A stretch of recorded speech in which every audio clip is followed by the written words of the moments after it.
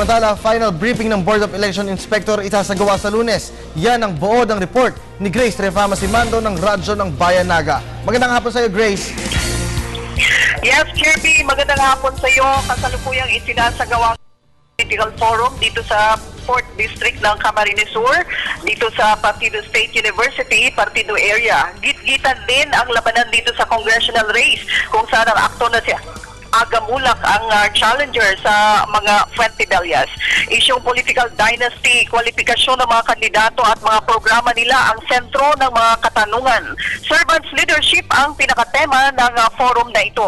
Mamayang gabi ay gagawin din ang isang malawakang debate at political forum sa dalawang kilalang apelyido rin, ang Robredo at ang Villafuerte sa lungsod ng Naga. Samantala, isasagawa na ng COMELEC Sur ang final briefing sa lahat ng mga gurong magsisilbing Board of Election Inspectors sa darating na Mayo at 13.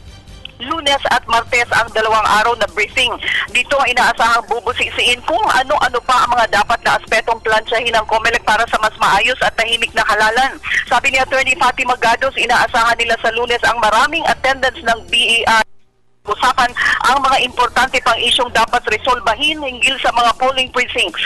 Sa darating naman na Mayo 4 ay isasagawa na ng COMELEC ang testing and sealing ng 101 units of PCOS machines na gagamitin sa halalan. Ito isasaksihan ng media, ng mga LGU treasurers, ng DepEd superintendents at PNP officials.